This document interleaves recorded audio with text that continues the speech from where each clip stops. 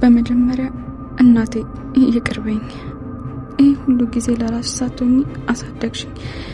እኔ ግን ላንቺ መሆን አልቻልኩም፣ ልደርስልሽ አልቻልኩም። ህይወትሽ ላይ የደረሰብሽ ነገር በሙሉ በእኔ ምክንያት ነው። ምናልባት እኔ ባልፈጠር ሁሉም ነገር ሰላም ሊሆን ነበር። ምን ልበልሽ እናቴ፣ ሀዘንሽ ከባድ እንደሚሆን ይገባኛል። ግን ደግሞ እኔ ምድር ላይ ሆኜ የማዝነው በለጠብኝ። እኔ ከዚህ በላይ የመኖር ተስፋ የለኝም። ብኖርም አልጠቅምሽም፣ ሸክም ነው የምሆነው። እኔ የመኖር ተስፋ፣ ሞራል፣ ሁሉም ነገር አቻለኝ። ይቅርበኝ እናቴ፣ በጣም እወድሻለሁ። ከዚህ በላይ መቋቋም ስላልቻልኩ ነው ራሴን ማጠፋው። ወንድሜና እህቴ ተባብረው ያሰብሽውን ነገር ያሳኩልሽ። እህቴ እወድሻለሁ። ወንድሜ ደግሞ ዓለም ላይ ካሉ ምርጥ ወንድሞች አንተ አንደኛው ነህ። እወድሃለሁ። አሁን ከሁሉም ጋር እንድትጣላ የምታደርግ እህቴ የለችም። ቻው።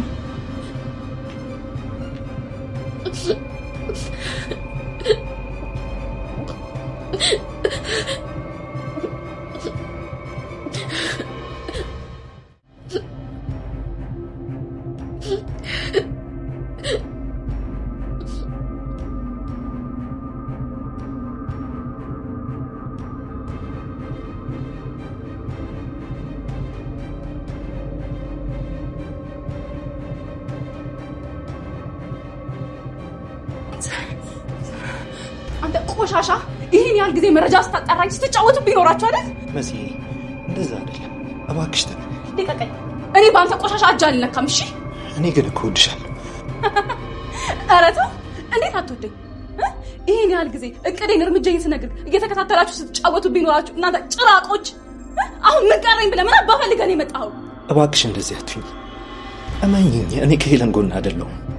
እና ከጀርባው አንተ ቆሻሻ፣ ቆይ ትንሽ እንኳን አታፍርም? ምን አይነት ድፍረት ቢኖር ነው ከፊት ለፊቴ የቆምከው? ለምን ነገሮችን እንዳስረዳሽ አንድ እድል አትሰጪኝ? ስልኬንም አታንሺም። እኔ እዚህ የመጣሁት ከእሷ ጋር ጉዳይ ኖሮኝ ሳይሆን በሰበቡ አንቺን ለማየት ነው። እና ከኔ ጋር ምን ቀረ?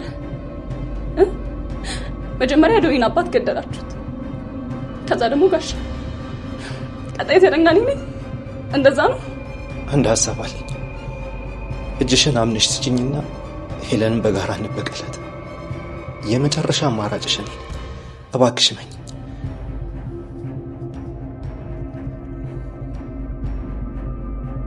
ኑኑ የሄለን ልጅ ኤልሳ ኤድስ አለብሽ ብላ እንደዛ ካናገረቻት በኋላ በህይወቷ በጣም ተስፋ ቆርጣለች።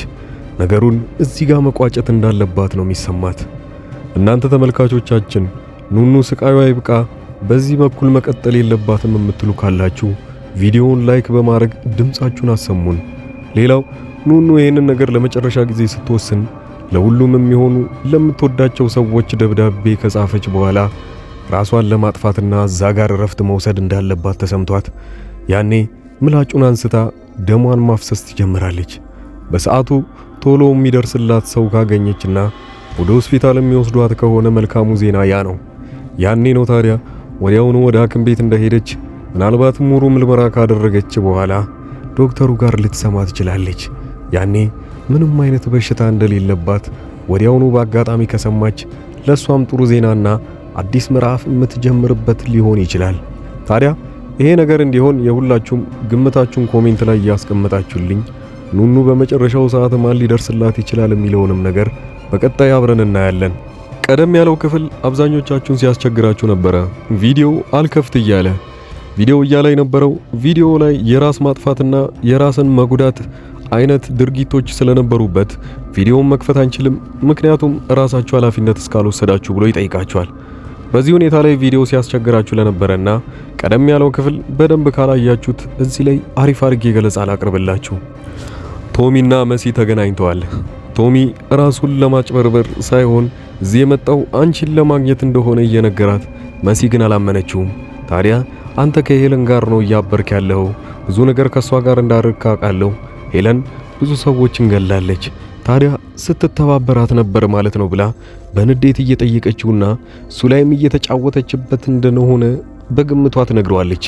እሱ ግን እንደዛ እንዳላሰበና አንቺን ብሎ እዚህ ቤት ውስጥ እንደመጣ ከሷ ጋርም ሊጣላ ጫፍ በደረሰበት ሰዓት ላይ የሷን ስራዎች እንዳለ ለመተው አቋርጫለሁ ብሎ እያሰበ ነበረ። ነገር ግን አሁን ላይ ያለሽ አማራጭና ብቸኛው እኔ ብቻ ነኝ። ከኔ ጋር ሆነን አንድ ላይ ሄለንን መጣል እንችላለን።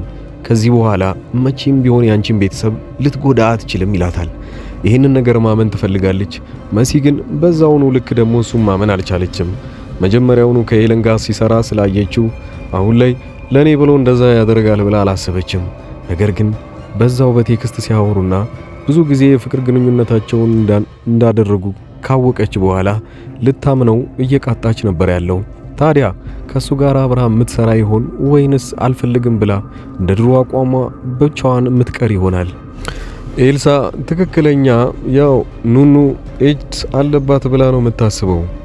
ያንን ደብተር ካወጣችና ካየችባት በኋላ የሐኪም ቤት ሰነዱ እውነትም ኤድሱ ይኖርባታል ብላ ስለገመተች መጀመሪያውኑ አሪፍ ማስፈራሪያ አግኝቻለሁ ብላ እንደዛው ከወንድሟ እንዲርቅም አይ ከዚህ በኋላ አንቺ መራቅ ይኖርብሻል፣ ያው የደበቅሽውን ነገር እንዳለ ደርሼበታለሁ ትላታለች። ኑኑ ትደነግጣለች። ይህንን ነገር ከሄለን ውጪ እኮ ማንም ማወቅ አይችልም ብላ ነበር የምታስበው። ኤልሳ ካወቀች ከዚህ በኋላ ኤልሳ በዛ እያስፈራራቻት እንደምታሰቃያት ትዝ ሲላት እዛ ጋር ተስፋ ቆርጣ ቁጭ ብላ ብቻዋን እያለቀሰች ነበረ። ነገር ግን ያው በዛ ሰዓት ናዶናይ እንኳን ምን ሆና እንደሆነ ለማወጣጣት ቢሞክሩም ኑኑ ግን መናገር አልፈለገችም። ይሄ ምን ብላ ትናገረዋለች? እንደዚህ ያለብኝ እኮ ከኔ ራቁኝ ብላ ትናገር ይሆን? መቼስ ሊረዷት አይችሉም። ኤድስ እንደሚታወቀው ማንም እንደሚያውቀው ቢሆን መድኃኒቱን እየወሰዱ ብቻቸው መኖር ነው እንጂ በዛ ላይ ግለኝነት ስለሚኖር እሷ ይሄን ሁሉ እየፈራችና ሄለን ያው ምንም ነገር ማድረግ እንደምትችል ካወቀች በኋላ ግን ተስፋ ቆርጣለች። ምን ይሆን መጨረሻዋ?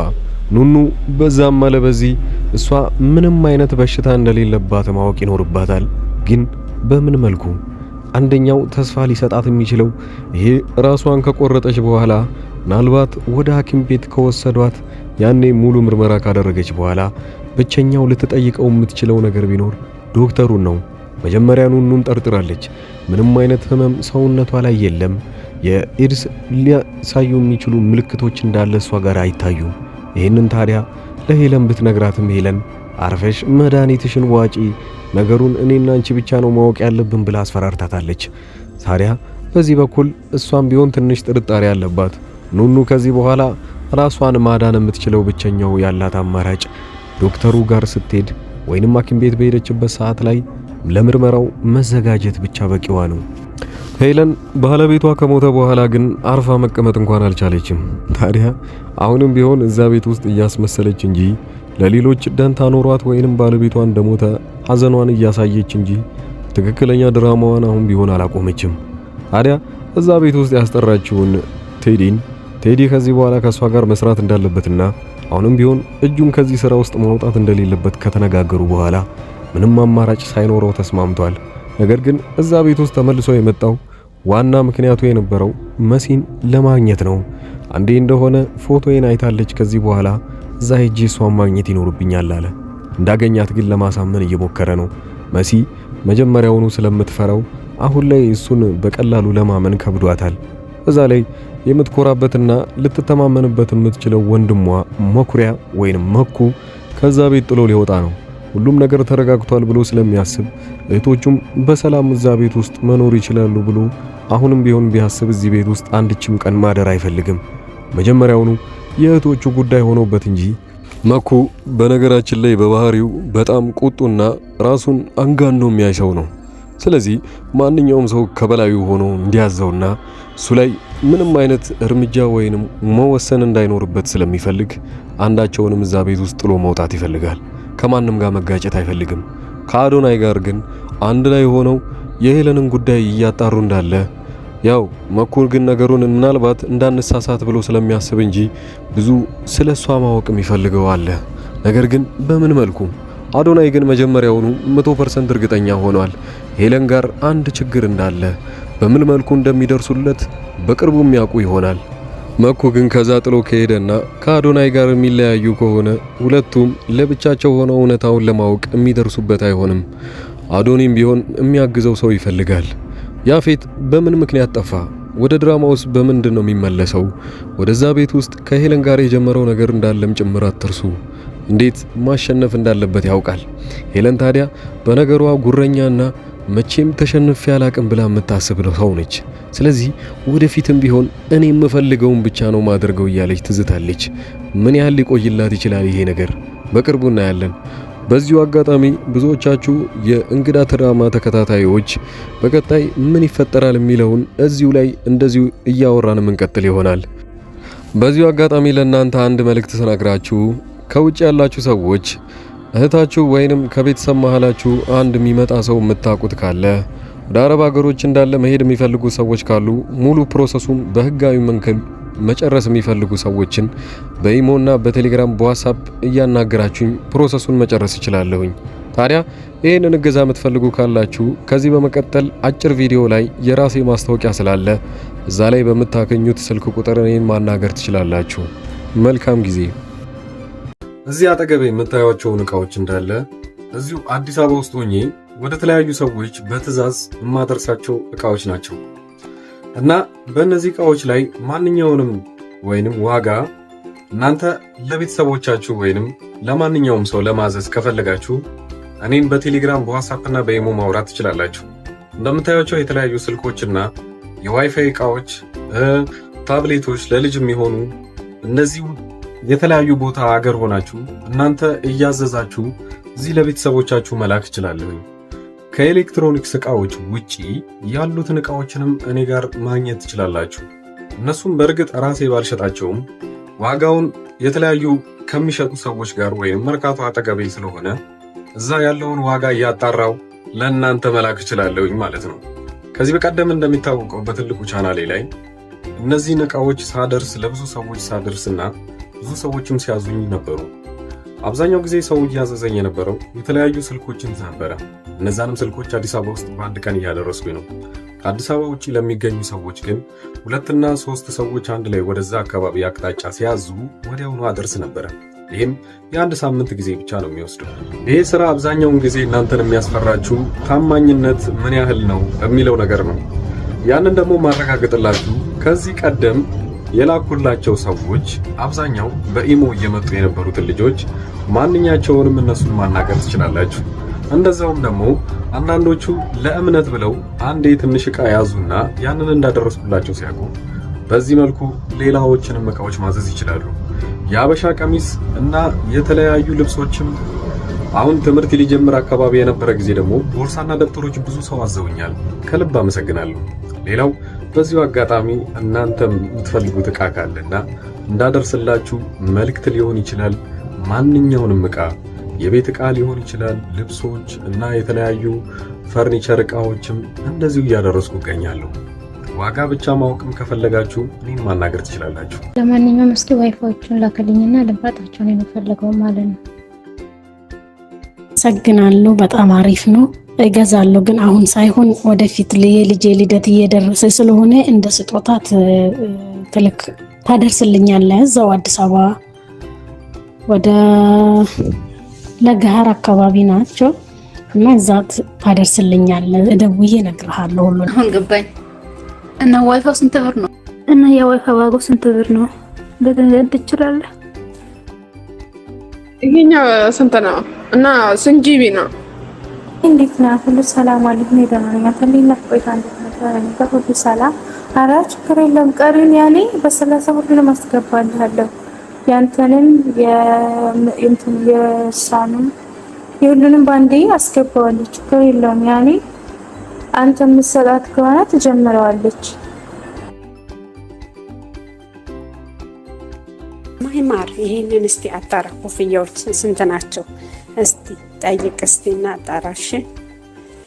ብዙ አይነት ነው ያለው፣ ግን ይሄንን ነው ያደረኩልክ። እስቲ እንትን ያልኩት የላኩልክ እስቲ ቦሌ ያምጣውና ከዛ አንተ ጋር ገከው ሻንጣው ማለት ነው። ከዛ በኋላ አንድ ላይ ነው የምትሰጣ ከሞባይሉ ጋር ማለት ነው። ከይቅርታ ጋር ግን ከልብ ላስቸግርክ ነው። ዋትስአፕ ላይ ልልክልሃለሁ የሰውየውን ቁጥር ማለት ነው። እና የት ነው አለኝ ሉሉ ምንድነው እሱን እስቲ አንተ ከዛ እሱን ካመጣክ በኋላ ተደውልልካለች። የጀመሩት ከዚህ በፊት በነበሩት ቪዲዮዎች ላይ በለቀኩት ማስታወቂያ ነው። ያው ለሌሎቹ እና አዲስ አበባ ውስጥ ቅርብ ለሆኑ ሰዎች ወዲያውኑ በአንድ ቀን ውስጥ አድርሰንላቸዋል። እናም የተለያዩም ሰዎች አሁን ላይ ትክክለኛ እኔ እንደምሰራ ለማወቅ የመጡና እናም በቀጣይ ደሞዛቸው ወይንም በሌላ ጊዜ ዕቃ ሲፈልጉ ከኛ ማዘዝ እንደሚችሉ አረጋግጠው ሄደዋል። ያንን ብቻ ለማወቅ ብቻ ሳይሆን የተለያዩ ዕቃዎችን ዋጋቸው ምን ያህል ነው ወይንም እናንተ ካላችሁበት ሱቅ ወይንም እናንተ ካላችሁበት ሰፈር ጋር ዋጋውን ምን ያህል ቅናሽ ነው የሚለውን ካያችሁ ዕቃውን ወዲያውኑ ማዘዝ ትችላላችሁ። በክፍለ ሀገር ያላችሁና የተለያየ ቦታ ለምትኖሩ ለምሳሌ ወደ ወላይታ አካባቢ ብዙ ሰዎች ዕቃ እንዳዘዛችሁኝና አንድ ላይ ልልክላችሁ አንድ ሳምንት ጊዜ ጠይቄያችሁ ነበረ። ያም ሆነም ወደ ራቅ ወዳሉ ቦታዎች ላይ ዕቃ የምንልከው 3 እና 4 ሰዎች ስትሆኑ ነው። ዕቃውን ወዲያውኑ አንድ ላይ የምናደርስላችሁ ይሆናል። ለጊዜው ግን አዲስ አበባ ውስጥ ለሆናችሁ ዋና ዋና የሚባሉ ወደ ባህር ዳር፣ ወደ ጎንደርና ወደ ባህር ዳር ሌላው መስመር በሚገኙ ቦታዎች አንድ ላይ ዕቃዎችን እንልካለን። እናንተ ብቻ በተለመደው መልኩ ከኛ ምንም አይነት መረጃ ማግኘት ስለምትችሉ በዚህ ሁኔታ ላይ መጠየቅም ትችላላችሁ። በቴሌግራም በዋትስአፕ እና በኢሞ እዚህ ፊት ለፊት ላይ የምታዩት ቁጥር በዚህ እኔን ማናገር ትችላላችሁ። መልካም ጊዜ።